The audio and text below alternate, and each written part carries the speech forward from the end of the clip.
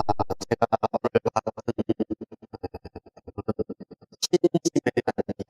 오늘 신심에 대한 이야기인데요. 믿는 확신에 대한 이야기. 그런 측면에서는 이 자리에 계시는 여러분들이 여러분에게 존경의 예를 표할 수밖에 없지 않는가 싶습니다. 일주일이 바쁜 과정 속에서 또 일요일이라고 하는 이 시간이 참 고귀하고 귀한 시간일 텐데도 불구하고 이 법당에서 부처님 법을 향한 부처님의 어떤 그 타는 믿음이 전제되어 있기 때문에 이 자리에서 여러분들 보고 있는 것이 아닌가 그렇게 생각을 합니다. 세상에 밖으로 나가면 할 일이 얼마나 많습니까? 그러나 내가 힘이 없고 능력이 없는데 밖에서 내 잘났다고 설치는 것보다 산속에서 내 자신의 힘을 키우고 내가 무엇을 해야 할 건지를 확신을 키우고 밖에 나가서 그 어떤 역할을 하는 게 굉장히 중요하다고 생각을 합니다. 스님들이 산속에서 수행을 한다라고 하는 그 부분은 사바세계를 버리기 위해서 산속에 수행하는 것이 아니라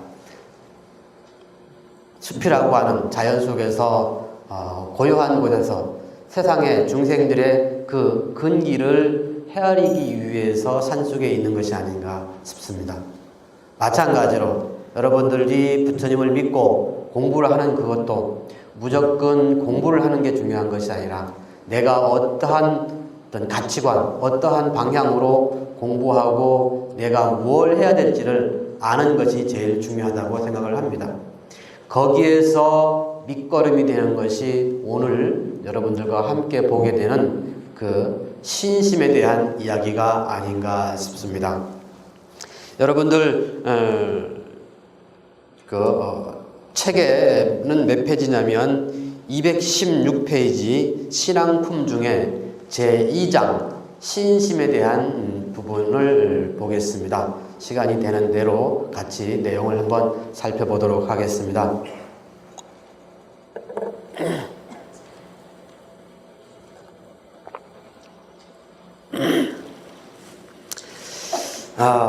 보리달마라고 하는 여러분들이 잘 알고 있는 달마 스님에게 보면 벽관이라고 하는 그런 수행법이 있습니다. 즉 그 벽관 수행이라고 하는 내용은 무슨 내용이냐 그러면 동굴 속에 들어가서 어떤 고요하게 수행을 하는 거예요.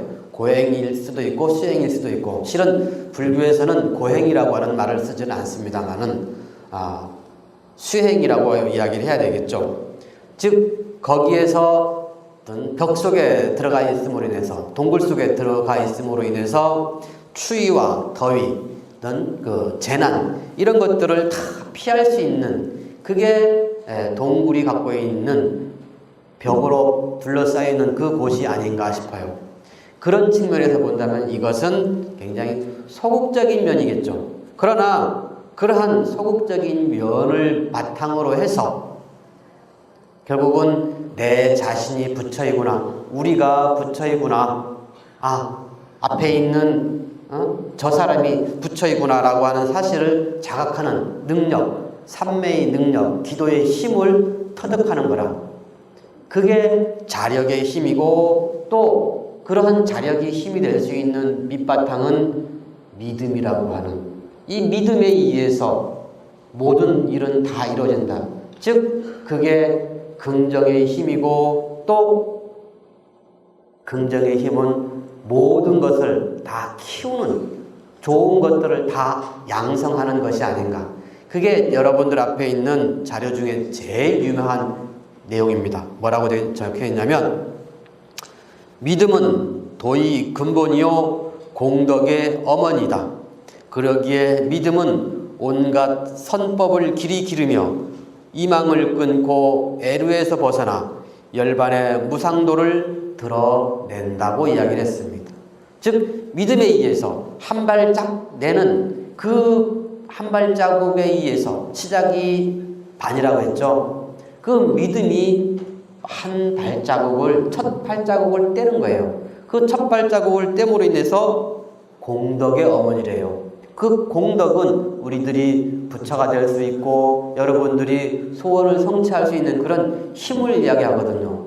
즉 믿음은 진리로 나가는, 이 세상을 살아가는 그 사바세계의 길을 가는 데 있어서 흔들림 없는 밑거름, 보호막. 여러분들이 이 자리에 계시는 이유는 어머니라고 하는 그 든든한, 부모님이라고 하는 그 든든한 백이 있기 때문에 그런 것이 아닌가 싶습니다.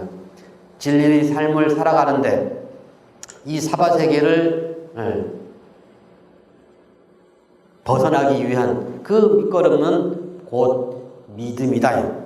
그래서 그 믿음은 그 믿음에 의해서 온갖 선법을 기르며, 즉 좋은 여러 가지 공덕을 키울 수 있는 여러 가지 일들을 만들어낸다. 그런 뜻이 여기에 들어있습니다. 그래서 결국엔 우리들은 다 성불을 할 수 있고 해탈할 수 있다라고 하는 게 믿음에 있어서 제일 중요한 내용이 아닌가. 이 내용을 쭉 우리 이 주어진 자료에는 설명을 하고 있습니다. 하나씩 볼게요. 믿음은 보시가 되어 나타나서 마음에 인색함이 없게 하며, 믿음은 능히 기쁨을 낳아 부처님의 가르침에 들어가게 하며, 믿음은 능히 지혜의 공덕을 증장시키며, 믿음은 능히 열애지에 반드시 이르게 한다. 즉 믿음은 보시가 되어 나타나서, 즉 보시라고 하는 것이 재물을 보시하는 것이고, 내가 갖고 있는 능력을 베푸는 것이고, 내가 갖고 있는 지식을 나눠지는 것이거든요. 믿음에 의해서 그 대가는 이렇게 보시로서 나타난다. 인색함이 없기 때문에. 그게 우리들이 교육과도 마찬가지입니다. 아까 제가 이야기했던 믿음은 긍정의 힘이라고 했는데, 그 긍정의 힘은 교육의 힘과 마찬가지거든요. 믿음, 우리 자식에게, 우리 친구들에게, 나에게 무한한 능력이 있다라고 하는 사실을 믿음으로 인해서 여러분들은 자식들에게 여러분들이 피와 땀을 다 바쳐서 교육을 시키는 것이 아니겠습니까? 그러면 그 교육된 결과물은 여러 가지로 나오죠. 월급을 많이 받아오시는 분들도 있고, 또 사회적 일꾼이 돼서 사회적 지도자가 돼서 사회를 어떤 올바르게 이끄시는 분들도 있고, 과학자가 돼서 정치가가 돼서, 즉 그게 보시라고 하는 모습으로 나타내는 것이 아닌가. 즉 보시가 되어 나타나서 마음에 인색함이 없게 하며, 인색함이 있고 없고를 떠나서 벌써 그 보시에는, 그 교육은, 그 교육의 가치는 교육을 시키는 그 순간부터 하나씩 드러나는 거거든요. 드러내고 보시를 하겠다는 생각조차도 없이 세상을 향해서 내가 알고 있는 진리를 베푸는 것이 보시의 진실한 의미가 아닌가 싶습니다. 믿음은 능히 기쁨을 낳아서 부처님의 가르침에 들어가게 하며, 그래서 이러한 믿음에 의해서 진리세계로 들어간다. 그리고 믿음은 능히 지혜의 공덕을 증장시키며, 즉 지혜를 만들 수 있는 텃밭 내지는 인품, 자격, 여러분들이 자녀를 교육시키는 그것도 어릴 적에 저는 우리 애기들 보고 살아있는 장난감이라고 표현을 합니다. 그렇다고 해서 그게 진실한 장난감이 아니죠. 교육을 시키면 교육받은 그대로, 올바른 교육을 받은 그대로 성장을 해 나간다. 텃밭에다가 올바른 걸음, 올바른 잡초를, 나쁜 잡초를 제거해 줌으로 인해서 그 텃밭은 무한한 곡식들을 만들어낼 수 있다. 그게 믿음에 대한 가장 본질적인 힘이 아닌가. 그렇기 때문에 믿음은 텃밭이라고도 할 수 있고, 불교적인 용어로서는 또 공이라고도 이야기할 수 있고, 또 요즘 우리 말로 한다면 인격, 인품이라고도 이야기를 할 수 있다. 그 믿음에 의해서 세상의 모든 것들을 다 드러내기 때문에 근데 인격이나 품격이나 믿음이나 눈에 보이지 않죠. 텃밭 눈에 보이지 않죠. 그냥 밭이 있죠. 거기에 우리들이 어떠한 정성을 쏟느냐에 따라서 고추를 심을 수도 있고 배추를 심을 수도 있고 여러 가지 가지나무를 심을 수도 있고 유실수를 심을 수도 있고, 그게 믿음에 의해서 온갖 선근을 기른다라고 하는, 그래서 부처님이 세계에 다다른다라고 하는 뜻이 아닌가 그렇게 생각을 합니다. 믿음은 능히 열애지에 반드시 이르게 한다라고 했습니다. 착한 것을 가까이 하면 신심을 얻는다. 이 신심은 시 그리고 과를 믿음이며, 선과 그 과를 믿음이며, 악과 그 과를 믿음이며, 생사의 괴로움이 무상하여 소멸하는 데서 오물 믿음이다. 이것을 믿음이라 한다. 신심을 얻음으로 정계를 닦으며 보시를 늘 즐기며 지혜를 바르게 수행할 수 있게 된다. 또 이 신심이라고 하는 것, 올바른 교육, 올바른 어떤 가치관이라고 하는 것이 어떻게 보면 여기도 많은 분들이 그렇게 이야기를 할 수 있습니다만, 친구 따라 강남 간다. 문득 이 내용을 보면서 무슨 생각이 드냐면, 근래 들어서 저는 유아 어린이들을 과 같이 이제 법회를 보고 있는데, 할머니들이 그렇습니다. 근처에 유치원을 보내려고 하는데 우리 불교 유치원이 없대요. 참 안타까운 현실입니다. 이게 스님들이 책임이고 또한 우리 불자들의 책임이 아닌가, 우리 모두의 책임이라고 할 수가 있는 것이죠. 무슨 이야기냐, 착한 것을 따라서 신심을 얻는다 했는데, 아니 주변에 다 선교원이고 교회 다니는, 교회에서 만든 유치원이니까 흐름이 어릴 때부터 5살, 6살 때부터 잘못된 길을 선택을 하는 거라. 우리 속담에 떡잎부터 모든 것이 다 이루어진다고, 떡잎을 보면 안다고, 5살, 6살 때부터 잘못된 길로 부모님들이 보내놓고 나서는 그 어린이들이 커서 조상을 섬기고 부모를 섬기겠느냐? 그건 아니거든요. 그 할머니들이 많은 부분들이 저한테 하는 이야기예요.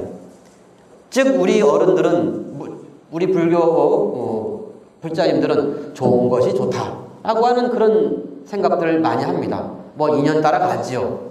그러나 불교의 인연은 냉정합니다.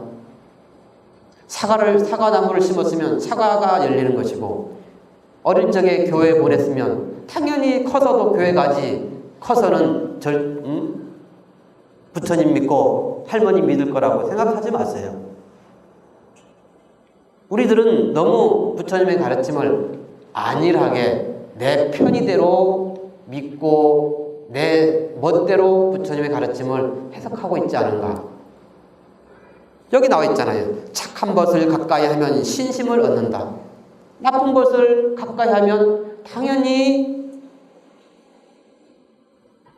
잘못된 신심을 믿게 되는 것이거든요. 여러분들이 생각을 잘 하셔야 되는 거예요. 여러분들이 자녀나 여러분들이 손자들에게 어떠한 인연, 어떠한 삶의 가르침을 줄 것인가는 지금 여러분 순간순간 결정을 지어야 되지 않는가. 특히 지금 봄학기죠. 또 제가 교무국장이잖아요. 여러분들한테 우리 교무국 PR 좀 해야 되겠네. 또 우리 이제 3월 초부터 불교대학 또 기초반 많은 문화 강좌들이 PR을 개강을 합니다. 저는 불교대학 하면 여러분들 많은 분들이 어려워요 라고 하는 말들을 많이 합니다. 저는 우리 선생님들께 부탁을 합니다. 조계사 불교대학은 교양대학이다. 즉 그 교양대학이라고 하는 것은 평생 교육 중에 하나로서 좋은 친구 만나고 좋은 부처님의 좋은 말씀 공부는 선생님이 열심히 하시고 그 열심히 공부한 것을 우리에게 전해주시는, 그래서 우리들은 거기 가서 가만히 앉아서 좋아도 들어만 듣기만 해도 마음에 감동이 오고, 그게 불교대학이라고 표현을 합니다. 또한 이제 불교 입문반도 이제 오픈 개강을 하는데, 여러분들 많은 분들이 보면 스님께 아까 절하는 모습을 제가 가만히 봤지만 절을 제대로 할 줄 아는 분도 별로 없어. 이게 남들 하니까 그냥 하는 거야. 근데 거기에는 보이지 않는 원칙과 순서가 있거든요. 우리 나중에 우리 여기 앉아 계시는 앞에 법복을 입고 있는 보살님들 절하는 거 한번 보세요. 가만히. 얼마나 이쁘고 절차가 있는가. 근데 여러분들 도반들 한번 보시면 어떤 분들은 잘하시는 분도 있고 어떤 분들은 틀린 분들도 있어. 근데 그러니까 여러분들은 이 친구가 맞는 건지 저 친구가 맞는 건지 몰라. 중요한 건 그거야. 알면 따라서 하겠는데 이게 옳은 답인지 틀린 답인지를 모르니까 어떤 때는 옳게 했다가 어떤 때는 틀리게 했다가, 그것을 올바르게 배워주는 것이 기본 교육이거든요. 우리 저 건너편에 교육관이 큼직하게 있습니다. 여러분들 오늘 이 기회에 한번 기본 교육도 한번 들어보시고, 또 불교대학은 1년에 한 번만 개강을 하거든요. 기본 교육은 3개월 과정이지만 불교대학은 1년에 한 번씩 해요. 2년 과정이긴 하지만. 그러니까 지금 아차 하는 순간 타이밍을 놓치면 또 1년을 가야 돼. 그렇기 때문에 여러분들 마음이 났을 때 한번 불교대학을 놓고 하는 것도 좋지 않은가. 즉 불교대학에 가면 여기에서 나와 있는 것처럼 착한 벗, 여기서 말하는 착한 벗은 착하다는 뜻이 아니라 좋은 벗을 이야기하는 것입니다. 부처님의 올바른 법을 같이 배울 줄 아는 벗, 그 뜻이 여기에 착한 벗이라고 하는 뜻이 아닌가. 한자는 보면 선우라고 있습니다. 선우, 착할 선자. 여기는 착할 선이기도 하지만 좋다라고 하는 뜻도 여러 가지 뜻이 있는 그런 글자거든요. 그래서 다시금 316번입니다만은 착한 것을 가까이 하면 신심을 얻는다. 이 신심은 시와 과를 믿음이며, 즉 여기에 시라고 하는 것은 배품을 이야기합니다. 나의 갖고 있는, 아까 앞에 했었죠. 내가 갖고 있는 모든 능력들, 힘과 능력과 재물과 사랑과 이것을 상대를 향해서 베푸는 거라. 베풀면 당연히 거기에 결과가 온다. 그것을 믿는 거예요. 선과 그 과를 믿으며, 부처님의 가르침은 연기법이거든요. 철두철미하게 그 연기의 법에 의해서 이루어집니다. 그것을 유식한 말로 상이상관이라고 하는 말도 있는데, 서로 관계하고 서로 의지하고, 그게 우리네 삶이라고 하는 것이죠. 그 어떤 존재가 문득 잠자다 말고 심심해서 인간을 만들어야지, 동물을 만들어야지, 그게 아니다. 우리들의 정성과 정성들이 모여서 이 세계는 이루어지고 있는 것이다. 그게 선과 그 과를 믿음이며, 악과 그 과를 믿음이며, 악한 것은 반드시 그 악한 과를 만난다. 아까 제가 선교원 이야기를 했듯이 잘못된 길에 우리 자식들, 손자들을 보내놓고 나면 당연히 10년, 20년 후에 그 과실은 부모, 형제 몰라보고 자기들만을 챙기는 그런 삶으로 변질된다. 가끔씩 여기 미국 갔다 오신 분들 있는지 모르겠는데, 저도 가끔씩 이제 인연이 돼서 요즘은 바빠서 못 가지만, 근데 그러한 미국 사회가 갖고 있는 좋은 점들 참 많습니다.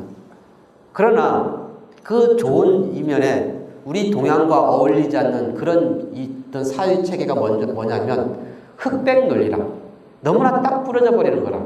좋으면 좋고 나쁘면 나쁘다. 너는 적, 나는 친구. 세상은 결코 그렇지가 않거든요. 우리 입고 있는 옷, 우리가 먹고 있는 음식, 거기에 보면 이란에서도 온 물건도 있고, 북한에서도 온 신발도 있고, 뭐 미국에서도 온 옷도 있고, 수많은 세계의 모든 곳에서 우리 삶을 지탱하고 있거든요. 그렇다고 해서 너 나쁜 놈이니까 네가 만든 것은 안 먹어, 안 입어. 그래 보십시오. 먹을 게 몇 개나 되고 입을 게 몇 개나 되는가. 세상은 결코 혼자만 단순히 생각할 수 있는 부분이 아니다. 거기에 반드시 선하다, 나쁘다, 그것은 정해져 있지 않대. 얼마만큼 우리들이 마음을 열고 감싸 안느냐, 얼마만큼 그 대상을 믿느냐, 믿음에 대한 확신이 있음으로 인해 갖고 그 대상을 절복시키고 감싸 안을 수 있다라고 하는 게 이 믿음의 힘이 아닌가 싶습니다. 그 다음에 317. 여러분들 그 갖고 있는 자료에 번호가 적혀 있나요? 번호는 안 적혀 있어요. 그러면 번호는 그냥 읽겠습니다. 믿음은 재근을 청정히 한다. 믿음은 힘이 견고하여 파괴치 못한다. 믿음은 능히 번뇌의 뿌리를 송두리째 뽑아버린다. 믿음은 능히 부처님의 공덕만을 지향하여 나아간다. 뭐 다 여러분들 다 아시는 내용인데 여기에 어렵다고 생각되는 용어는 뭐냐면 재근이라고 하는 용어죠. 재근이 뭔가? 즉 우리들이 눈으로 보고 여러분들이 지금 저를 보고 있는 그 모든 거예요. 어떻습니까? 눈으로 보고 있고 코로 향기를 맡고 있고 입으로 맛을 느끼고 있고 귀로 저의 목소리를 듣고 있고 또 피부로 이 법당에 춥다 덥다를 느끼고 있고 생각으로는 묘경스님 말이 옳다, 너무 어렵다, 말 잘한다, 못한다 생각들을 하고 있을 거 아니에요. 그죠? 그게 재근이라고 하는 거예요. 그 재근은 결국 쉽게 이야기하면 눈, 귀, 코, 입, 혀, 몸, 의식 요거를 말하는 거라. 즉 그러니까 믿음은 그 우리들 몸 모든 것을 어떻게 해요? 청정하게 만든다. 깨끗하게 만든다. 그래서 믿음은 힘이 견고하여 파괴치 못한다. 올바른 믿음이 있기 때문에 확신이 있기 때문에 그 어떤 것도 그 믿음은 깨뜨릴 수가 없다. 눈에 보여야 깨뜨리지. 보이지 않는 걸 어떻게 뭘로 깨뜨립니까? 이게 믿음의 힘이거든요. 올바른 믿음은 그 어떤 것도 파괴치 못한다. 올바른 부처님에 대한 믿음, 올바른 부처님의 가르침에 대한 믿음, 올바른 부처님을 가르침을 전하고 실천하는 스님들과 도반들에 대한 믿음에 의해서 우리들의 삶은 한 발자국 한 발자국 부처님 품 안으로, 또한 우리 스스로도 어느덧 삶의 행복의 울타리 속에 들어있지 않은가. 그게 아까 달마 스님이 말한 그 벽관이거든요. 믿음은 능히 번뇌의 뿌리를 송두리째 뽑아 버린다. 부처님의 가르침의 본질은 고집멸도라고 했습니다. 고집멸도, 고라고 하는 것은 여러분들 많이 느끼고 있을 겁니다. 우리네 삶이라고 하는 것은 고통이다. 생로병사가 있고 만나면 헤어져야 되고 또 뭐가 있을까요? 사랑하는 사람과 헤어져야 되고 내 원하는 거 마음대로 얻을 수도 없고 또 우리들이 몸이 늙어가고 변해가고 성장하고 이 모든 것들이 다 고라고 하는 것이거든요. 부처님이 가르침은 고에서 끝나질 않습니다. 본질은 뭐냐? 그것을 벗어나라요. 부처님의 가르침의 힘은 거기에 있는 거예요.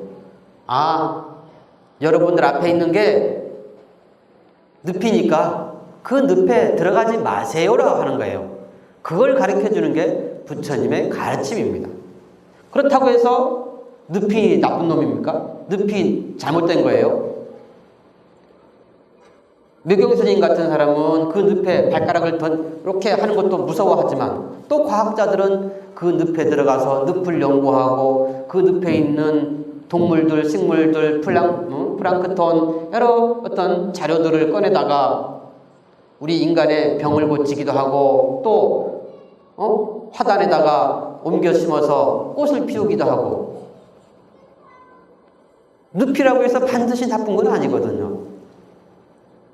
그것은 결국 번뇌, 어리석음, 그것을 제대로 파악할 때 해결이 된대. 그러니까 부처님의 가르침이 고죠. 그 고의 원인을 설명했고 그 고를 제거하는 법을 가르쳐 주는 거라. 그 늪이 가치를 제대로 파악하는 게 뭐냐면 도제라고 하는 것이거든요. 고, 집, 멸, 도라고 하는 4가지 성스러운 가르침이 있는데 그 중에서 도제가 제일 부처님의 가르침의 어떤 본질이 아닌가. 즉 그 도제는 뭐냐면 아까 제가 이야기했듯이 늪 속에 있는 그 여러 가지를 보아라. 뭐죠? 정견, 올바르게 보아라. 그 다음에 팔정도 여러 가지 나오죠. 정견, 정사, 정어, 정업, 정명, 정정진. 뭐 빠먹은 거 있으면 여러분들이 채워 넣으세요. 그 다음에 하나가 빠먹은 게 있죠. 중요한 게 정정. 그 정정이 뭐냐면 기도하는 거라. 참선 수행일 수도 있고 다란히 수행일 수도 있고 절 수행일 수도 있고 수행을 하는 그 힘, 수행의 힘에 의해서 또 뭐가 보입니까? 정견이 보이는 거라. 세상의 가치를 보는 거라. 좋은 친구를 선택할 줄 아는 눈을 뜨는 거라. 그래서 부처님의 그 사성제 4가지 진리가 성스러운 진리라고 하는 이유가 거기에 있습니다. 그래서 믿음은 능히 번뇌의 뿌리를 송두리째 뽑아 버린다. 믿음에 의해서 정견이 생기기 때문에, 믿음에 의해서 정정, 기도하는 힘이 생기기 때문에 잡된 번뇌가 없어진다 이거죠. 그래서 믿음은 능히 부처님의 공덕만을 지향하여 나아간다. 사람은 손이 있기에 보산 중에 들어가 마음대로 보배를 취할 수 있다. 믿음이 있는 사람도 이러하다. 믿음으로 인해 불법 중에 들어가 마음대로 더러움 없는 보배를 취하게 된다. 이 내용이 믿음이라고 하는 어떤 가장 잘 표현된 내용이 아닌가.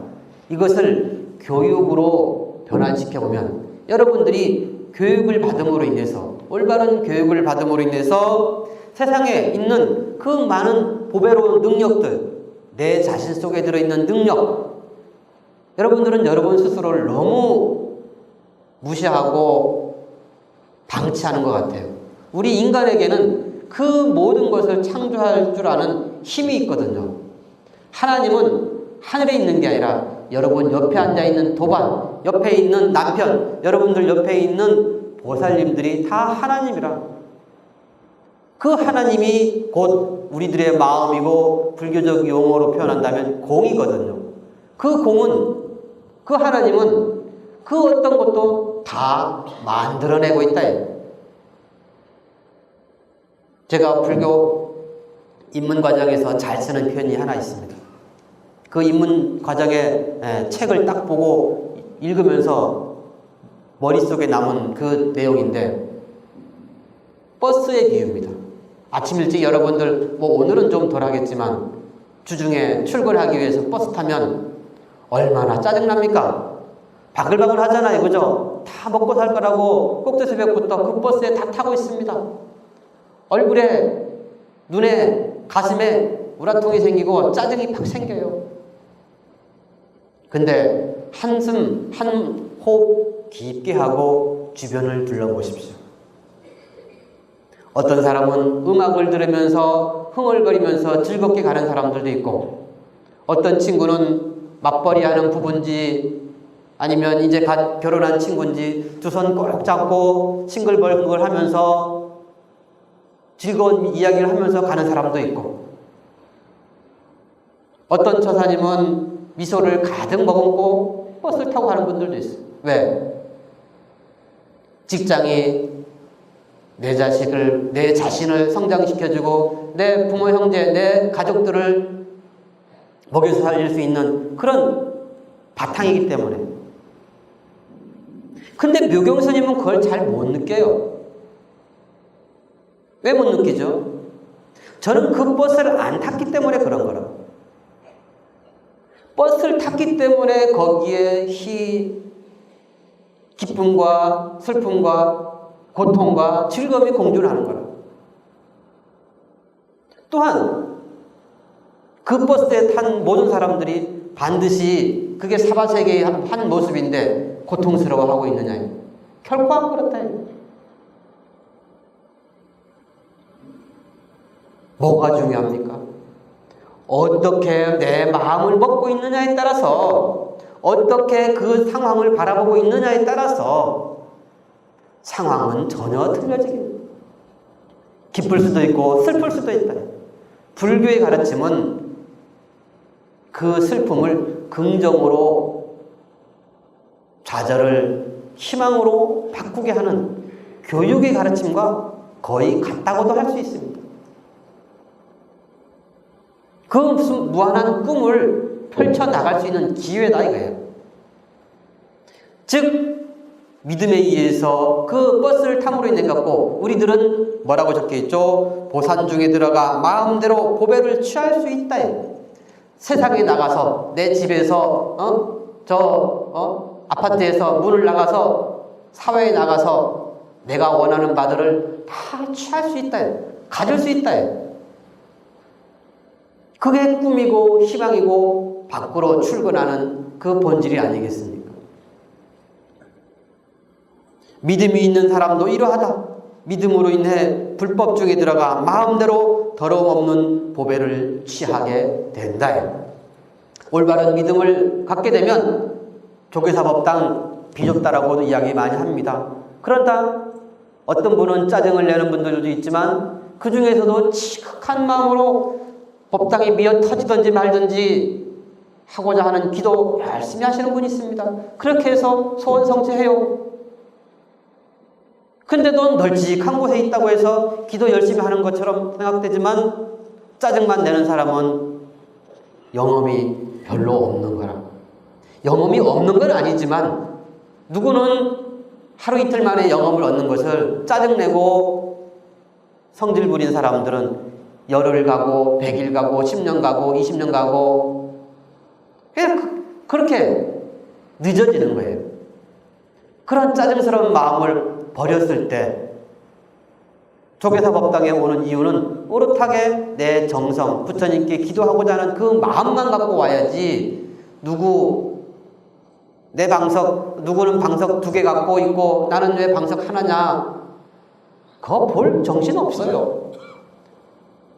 내 코가 석재인데 언제 남 옆에 볼 정신이 있습니까?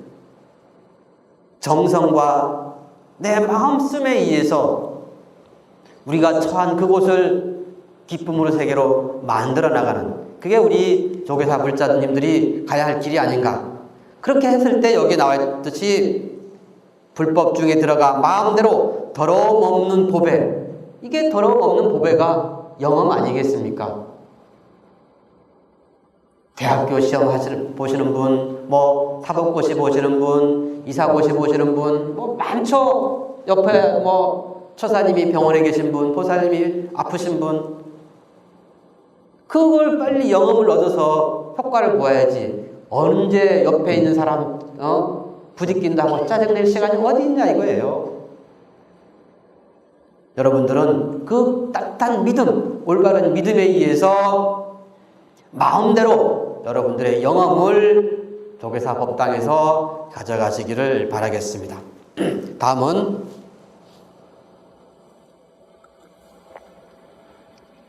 믿음을 얻고 나서 마음이 퇴전치 아니하여 어지러워지지 않고 깨어지지 않고 집착지 않고 근본을 항상 지녀 성인을 따른다면 이 사람은 열애의 집에서 살게 된다. 그렇습니다. 우리들 기도를 해보면 처음에 공부할 때는 부처님께 지극한 마음으로 공부를 하는데 하루 가고 이틀 가고 하다 보면 옆에 사람도 보이고 또 옆에 사람이 나를 밀고 하니까 짜증날 수 있죠. 그러다 보면 어느덧 에이 싫어 미워, 그게 뭐죠? 여기서 말하는 퇴전이라고 하는 거라, 물러나는 거라. 법당에, 조계사 법당에 올 때 그 본질적인 마음, 나의 사랑하는 가족을 위해서 기도해야지 라고 하는 그 마음만 가득 채워서 지극정성으로 기도할 때 그게 영업이 있는 것이지, 문득 기도가 쉽지는 않잖아요. 3일 기도, 일주일 기도는 뭐 그렇게 할 수 있지만 우리의 삶이라고 하는 것이 하루 이틀 삽니까? 10년을 살고 100년을 살아야 되는데 과학이 점점 발달하다 보면 이제 100년 살지 200년이 살지도 몰라요. 그렇게 본다면 우리네 삶이 결코 쉬운 것은 아니에요. 그건 또 인정을 하긴 해야지. 그렇지만 그렇다고 해서 짜증 부리고 옆 사람한테 한눈질을 할 필요는 없다. 오롯하게 퇴전치 않는, 물러서지 않는 그런 마음. 그래서 저 같은 경우는 기도를 할 때 꼭 한꺼번에 100일 기도씩 하라고 하지는 않습니다.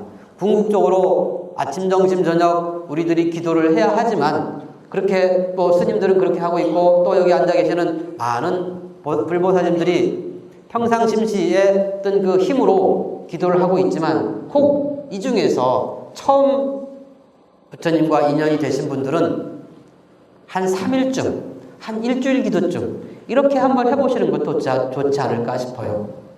처음부터 100일 기도 하다 보면 너무 힘들거든요. 그러니까 기도를 한 3일씩, 일주일씩 기도를 하면서 아까 좋은 벗이 어떤 제일 중요하다고 이야기했는데 기도하면서 좋은 벗을 만나서 죄송합니다. 좋은 벗을 만나서 기도를 하면서 물어보는 거라. 어떻게 기도를 해야 됩니까? 그러면서 일주일 기도가 되고 보름 기도가 되고 3, 7일 기도가 되고 그렇게 하면서 올바르게 기도를 배워가면서 꾸준하게 하다 보면 어느덧 내 삶이 항상 평상심지도라고 하는 용어가 있듯이 언제 어디서나 기도하는 마음이 되지 않을까. 그게 우리 불자들이 가야 할 길이 아닌가. 그렇게 생각을 해봅니다.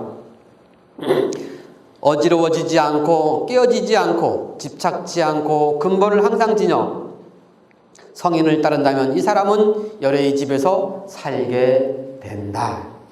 그죠? 여러분들 그 믿음, 지금에 갖고 있는 그 믿음을 변함없이 지킬 수 있는 힘을 키우기를 바라겠습니다. 한번 쭉 읽어볼게요. 믿음의 힘에 의지하는 까닭에 능히 수행하게 된다.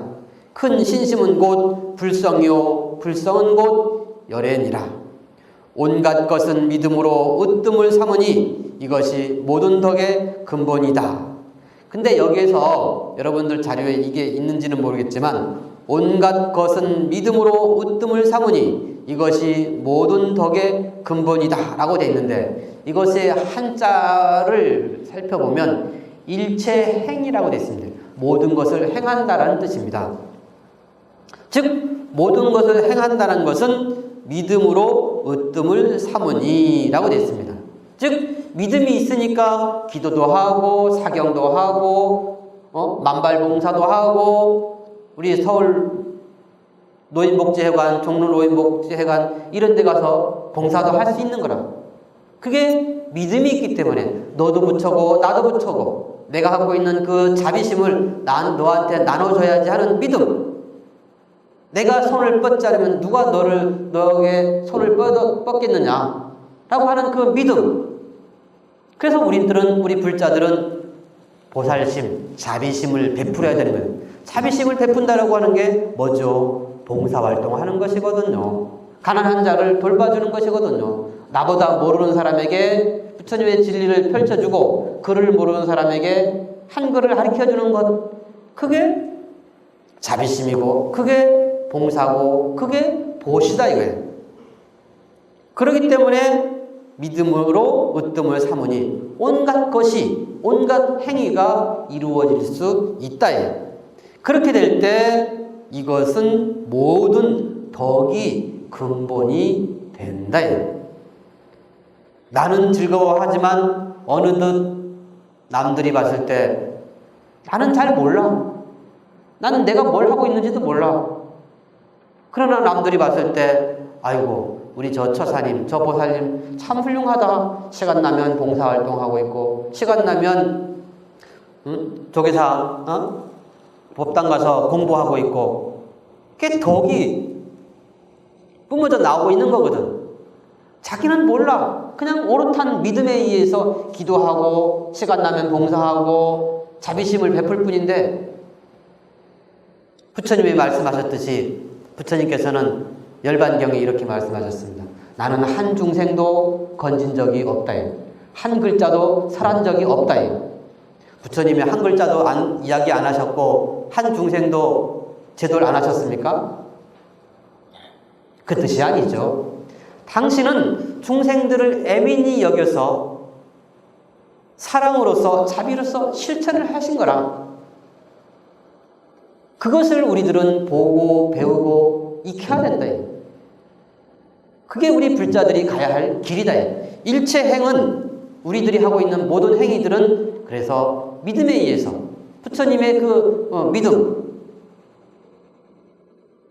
그 믿음에 의해서 우리들은 삶을 영위해 나가야 한다. 그 삶은 보시의 삶이고 베풀의 삶이고 자비의 삶이다. 자비의 삶을 이루고 있다면 그분이 곧 부처고 그분이 곧 보살이 아니겠습니까? 그래서 스님들은, 여러분 도반들은 여러분들을 보고 보살님이라고 이야기하는 것입니다. 믿음은 더러운 작용이 없기에 청정함을 가지고 교만을 없앤다. 따라서 믿음이야말로 공경의 근본이며 법장이 제일 가는 재물이어서 청정한 마음이 손이 되어 여러 덕행을 받아들인다.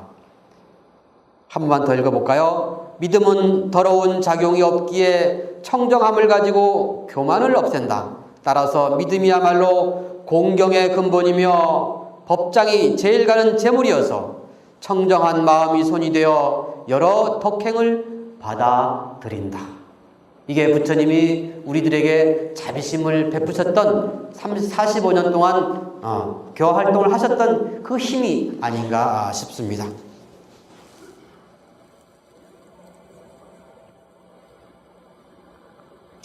중생이 있어서 능히 청정한 믿음을 일으킨다면 반드시 끝없는 선근을 얻을 터이다. 그래서 중생이 있어서 능히 청정한 믿음, 깨끗한 믿음에 의해서 그 모든 것들은 다 이루어진다라고 했습니다.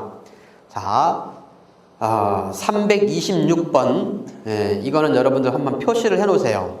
이게 여러분들한테 있을지는 모르겠지만 어떤 믿음에 10가지 뜻이 있다고 했습니다. 이 부분을 한번 볼게요. 무엇이 열인가? 첫째는 정화하는 뜻이니 깨끗하게 한다 이거죠. 심성, 마음을 청정, 명백하게 하기 때문이다. 첫째가 정화한다는 뜻이죠. 둘째는 결정하는 뜻이니 결정하다. 그래, 이번에 기도하기로 했어. 그 결정, 불교대학에 가기로 했어 하는 그 결정입니다. 둘째는 결정하는 뜻이니 심성, 마음을 순수, 견고하게 하는 까닭이다. 셋째는 환희 뜻이니 온갖 운해를 제거하는 까닭이다. 운해라고 하는 것은 근심, 걱정을 말하거든요. 기뻐하니까 우리 부처님 얼굴 보세요. 부처님 얼굴을 보면 근심, 걱정이 없는 거라. 환한 미소. 저 미소는 그냥 억지 미소가 아니에요. 세상을 다 아는, 모든 것을 감싸 안는 그 미소인 거라. 십자가에 못 박혀서 짜증스러운 그 어떤 억지 웃음이 아니라 모든 것을 기쁘든 슬프든 감싸 안을 줄 아는, 세상의 이치를 터득하는 그 깊은 미소. 그게 우리 부처님의 미소고 여러분들이 닮아가야 할 미소가 아닌가 싶습니다.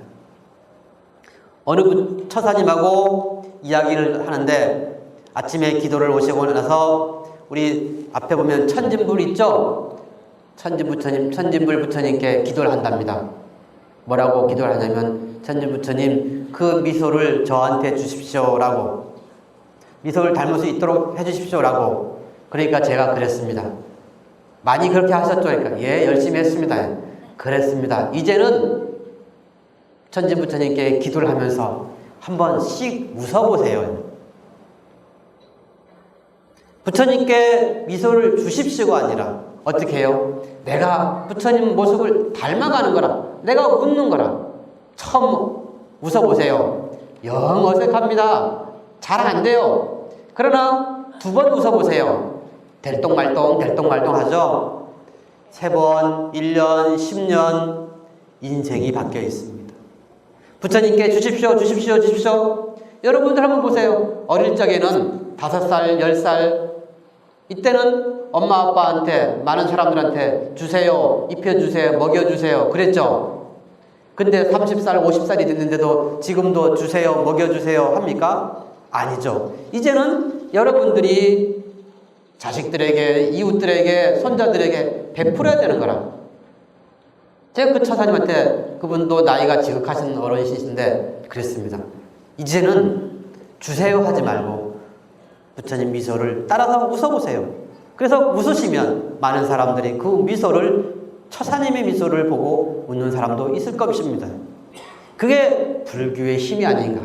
처음에는 기도를 통해서 부처님께 주세요, 복 주세요, 사랑 주세요, 먹을 거 주세요 하지만 공부를 하고 부처님의 올바른 가르침을 배우고 성인이 되어서 보면, 깨달음을 얻고 보면 결국 보시를 누가 하고 있느냐? 내가 부처님께 보시하고 있고 내가 친구들에게 부처님의 가르침을 베풀고 있거든요.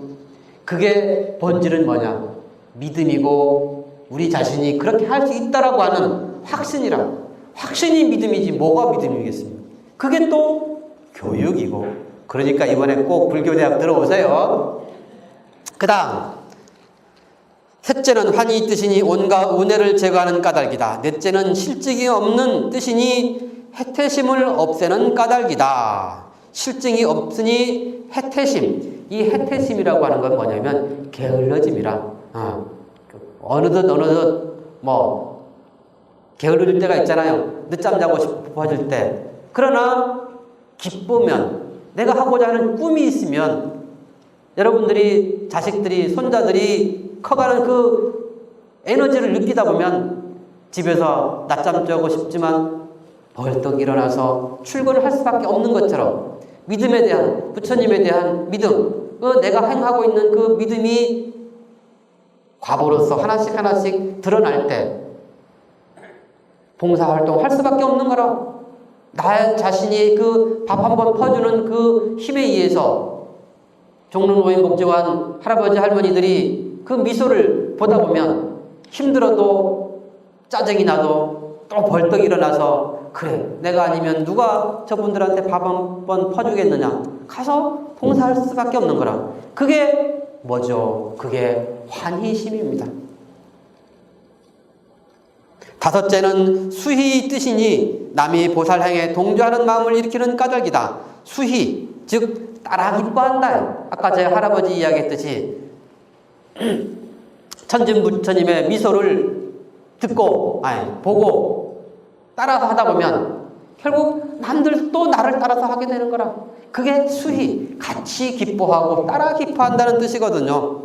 그래서 남의 보살행에 동조한다. 남 하는 것을 보고 나도 한번 해봐야지 하는 그런 마음이 결국 우리 불자님들이 믿음의 힘을, 그 믿음에 근거하고 있지 않은가 싶습니다. 여섯째는 존중의 뜻이니 온갖 덕 있는 사람을 가벼이 보지 않는 까닭이다. 믿음에 의해서 결국은 그런 사람들을, 보살님들을 존중할 수밖에 없고, 또 존중한다는 뜻은 가벼이 보지 않는 뜻이거든요. 일곱째는 수순이 뜻이니 세상의 이치를 따르는 거라. 우리 이번에 그 방생 가서 우리 어떤 조계사 신도회에서 그 논산훈련소였죠. 거기 가서 아무 어떤 오로지 방생하겠다는 느낌으로 갔지만 신도회에서 어떤 큰 마음을 내서 그 법당에서 필요한 물건들을 이렇게 만들어 주셨거든요. 그게 뭐냐? 수순이거든요. 그때 차 한 대 구입해 주시고 이랬는데, 인연, 내가 가서 곧 접한 그곳에 그 인연이 있다면 그곳에 망설임 없이 그 사람들을 위해서 도와줄 수 있고 내 능력이 된다면 베푸는 그게 수순이거든요. 그런 그 수순의 힘은 결국 우리들이 그 믿음에 의해서 공덕을 쌓음으로 인해서 또 논산훈련소는 우리나라의 모든 젊은이들이 그곳에 가서 교육을 받고 어떤 부대로 배치되는 곳이거든요. 그곳에서 부처님의 어떤 그 향기, 단주 하나, 초코파이 하나 받아 먹음으로 인해서 그 사람들의 마음에 부처님의 씨앗, 인연의 씨앗, 믿음의 씨앗이 뿌려질 수 있다면 우리들은 기꺼이 그것을 수순해야 한다 이거죠. 본바 배운 바를 따라서 위배함이 없는 까닭이다.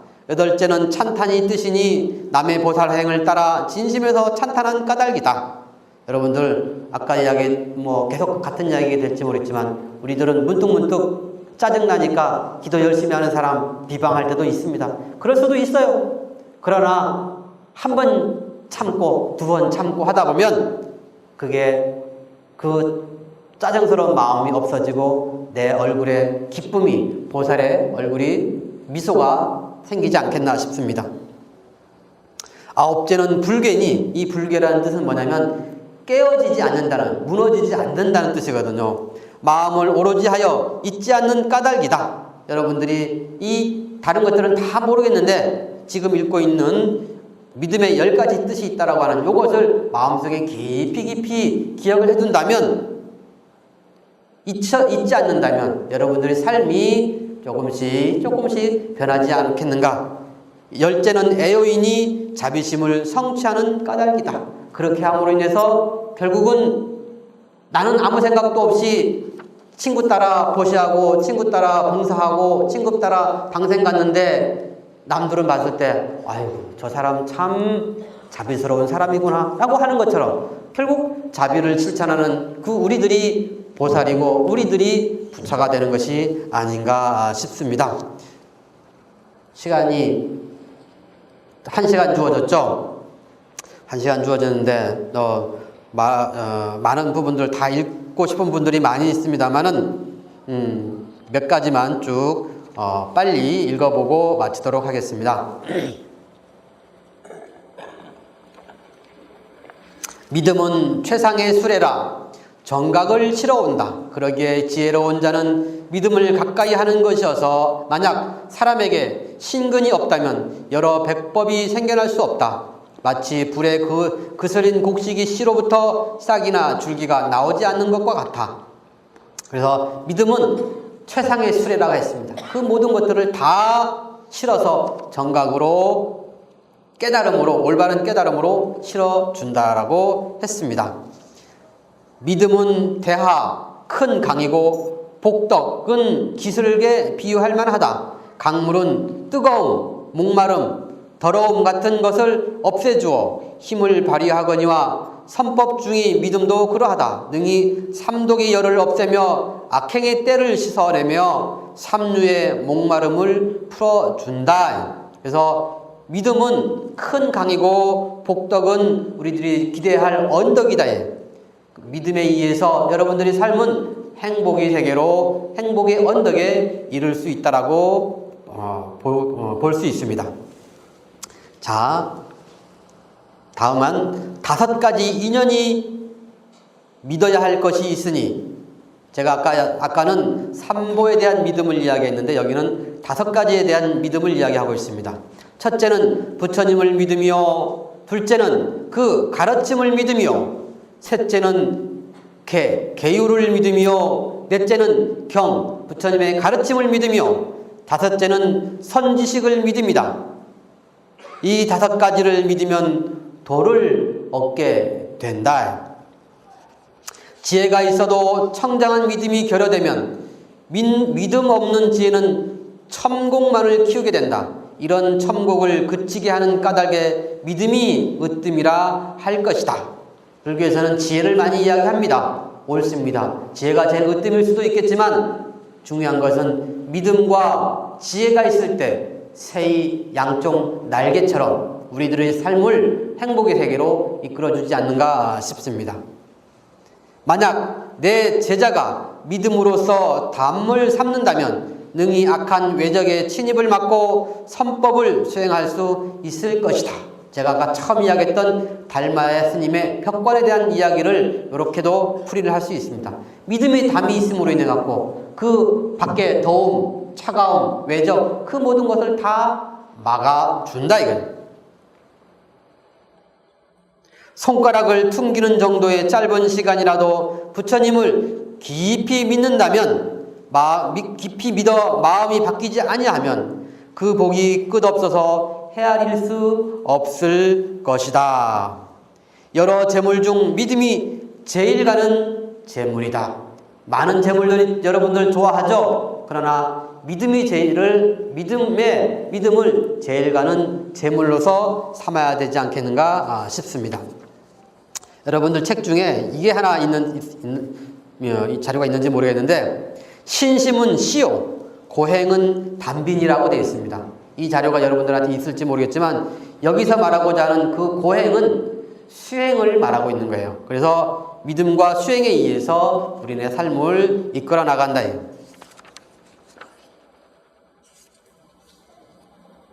불자야, 만약 온갖 중생이 삼부의 바다에 처음으로 들어간다면 누구나 믿음으로 근본을 삼으라.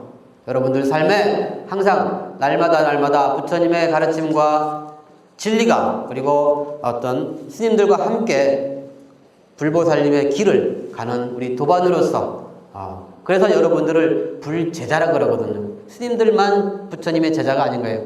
여러분들도 불법성 삼복계 귀하는 순간, 큰 믿음을 내는 순간 깨달음의 세계로 여러분들을 이끌어 준다라고 하는 그런 확신이 여러분의 삶을 날로 조금씩이나마 바뀌고, 또 그게 어느덧 내 자신을 둘러보면 행복의 세계에 도달한 자신을 느낄 수 있지 않을까 싶습니다. 여러분들 항상 날마다 좋은 날 되시는 날이 되었으면 합니다.